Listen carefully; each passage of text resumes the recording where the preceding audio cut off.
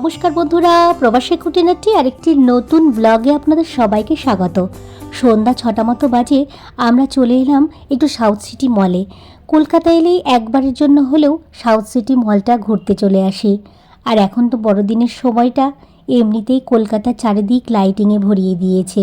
আর south city মল তো অন্য সময় এমনিতেই সারাক্ষণ সাজানো গোছানো থাকেই প্রতিদিনই। আর এখন 25শে ডিসেম্বর মানে তো আর কথাই নেই, কেমন সাজিয়েছে তাই দেখুন। এই যে দেখতে পাচ্ছেন, মলের বাইরে থেকে ভেতর, নিচ থেকে ওপর পুরো ক্রিসমাসে ভরিয়ে তুলেছে।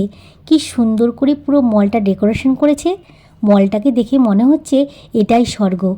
আমরা গড়িয়া থেকে যাদবপুর গ্রামে অটো করে চলে এলাম যাদবপুর থানা পর্যন্ত। তারপর আবার অটো চেঞ্জ করে সাউথ সিটিগামী অটোতে চলে এলাম মলে। সৌরিনটার আবার খুব পছন্দ এই মলটা। ওর বায়নাতেই অবশ্য আসা হলো এই মলটাতে। মাকেও নিয়ে এলাম, মাও একা একা থাকে, আমরা এলে একটু এদিক ওদিক কলকাতায় ঘুরিয়ে নিয়ে আসি। মলে একদম টপ ফ্লোরটা পুরোটাই খাওয়া দাওয়া, এখানে সমস্ত কিছু পাওয়া যায়। মানে সৌরিনের সমস্ত ফেভারিট খাবারের দোকানগুলো এখানে আছে, যেমন কেএফসি, ডোমিনোজ, বিরিয়ানি, মোমোজ, আরও বিভিন্ন রকমের দোকান। ওই জন্যই ওর এখানে আসতে ভালো লাগে। সৌরিনের সাথে সাথে আমাদেরও একটু এনজয় করা হয়। তবে সত্যি কথা, কলকাতার রাস্তায় বেরোলেই কোনটা ছেড়ে কোনটা খাবো ভেবে উঠতে পারি না জানেন। তার কারণ আমাদের গুজরাটে এই সমস্ত খাবারগুলোর খুব অভাব, মন চাইলেও উপায় নেই। তাই তো এখানে এসে বাড়িতে কম খাওয়া হয়, বাইরে বাইরে খাবারটা খেয়ে মোটামুটি পেট ভরে যায়। চলুন আমরা এবারে যাচ্ছি টপ ফ্লোরে। একদম ওপর থেকে নিচটা দেখুন কি অপূর্ব লাগছে দেখতে, তাই না? এই যে দেখছেন, শীতের সময়টা কলকাতায় এসে বেশ ভালো লাগে। খাওয়া দাওয়াই বলুন আর এখানে সেখানে ঘুরতে যাওয়াই বলুন, সবটাই ভালো লাগে। গরমের টাইমটা আবার খুব গরম লাগে, ওই জন্য তো এখানে সেখানে ঘুরতেও ভালো লাগে না, আর কিছু খেতেও ভালো লাগে না। তাই তো ঠিক করেছি, খুব দরকারি কাজ না থাকলে এই শীতের টাইমটা এখানে আসে ঘুরে যাব। এখন বাজে রাত 8টা। এখান থেকে একটু খাওয়া দাওয়া সেরে এখান থেকে আমরা চলে যাব দমদম এয়ারপোর্টে মেট্রো করে। আজ আসছে আমার দাদা বৌদি অস্ট্রেলিয়া থেকে, তাদেরকে নিতে যাব এয়ারপোর্টে। দাদাকে কতদিন পরে দেখব, তাই ভেবে খুব মজা হচ্ছে জানেন। মনে হয় সেই আনন্দেই বেশি খেয়ে ফেলছি আমি। চলুন এবার মেট্রোর দিকে যাওয়া যাক। এই যে আমরা এসে গেছি কবি নজরুল মেট্রো স্টেশন। এখন বাজে 9টা। দাদাদের ফ্লাইট নামে মোটামুটি 10:30 থেকে 11টার মধ্যে। ততক্ষণে আমরাও পৌঁছে যাব। ট্যাক্সি করেও এয়ারপোর্ট যাওয়া যেত, তবে আজ ভালো মেট্রো করেই যাই। দমদম থেকে একটা ট্যাক্সি করে তখন না হয় এয়ারপোর্ট চলে যাব। এখান থেকে দমদম মেট্রো পৌঁছতে 1 ঘন্টা সময় লাগবে, আর ট্যাক্সি করে আধ ঘন্টা। মোটামুটি আশা করা যায় সময়ের মধ্যেই পৌঁছে যাব। এই তো আমরা এসে গেলাম এয়ারপোর্ট। ওই যে লেখা রয়েছে welcome to Netaji Subhashchandra international airport.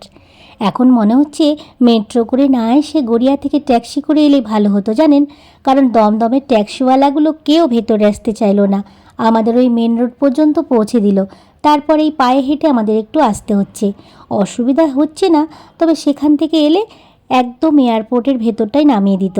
আপনারা যদি কেউ এয়ারপোর্টে আসবো মনে করেন, তবে মেট্রো করে না এসে ট্যাক্সি করেই আসবেন।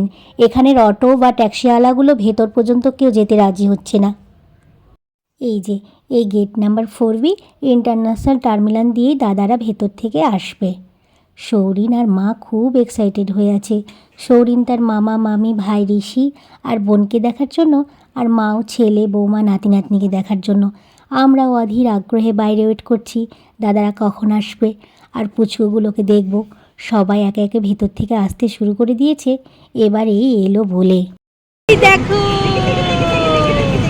পুচকিটা, ওই দেখো, ওই দেখো ঋষি।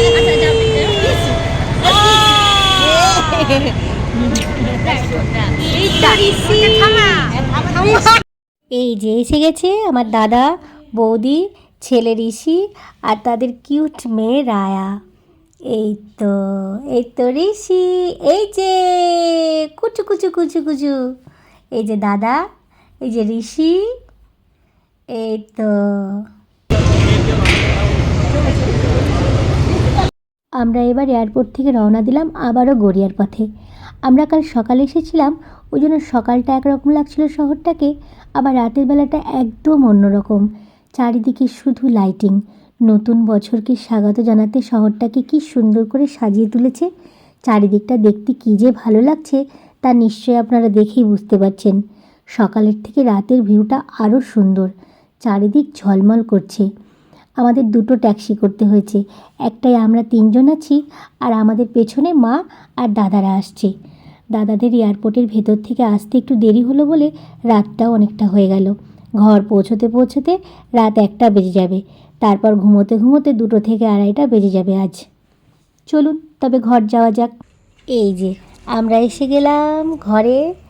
এই তো মা তার নাতনিকে বরণ করে ঘরে তুলছে, কারণ দাদার মেয়ে হয়েছিল অস্ট্রেলিয়ায়, তার বয়স এখন 1 বছর 4 মাস।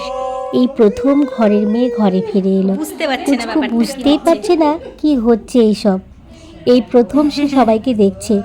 ঋষিও আমাদের কখনো এইভাবে সামনাসামনি দেখেনি কোনো দিন, যা দেখেছে যেটুকু দেখেছে ফোনে ভিডিও কলে, ওই জন্য ও দেখেই আমাদের চিনতে পেরে গেছে। যাই হোক, মায়ের কোলে ফিরে এলো সুদূর অস্ট্রেলিয়া থেকে ঘরের ছেলে ঘরে। মা খুব খুশি। অনেক রাত হলো, এবার সবার রেস্ট নেবার পালা। তবে চলুন বন্ধুরা, আজকের ব্লগটি তবে এখানে শেষ করছি। দেখা হবে পরের একটি নতুন ভিডিও নিয়ে। সবাই ভালো থাকবেন, সুস্থ থাকবেন। ধন্যবাদ।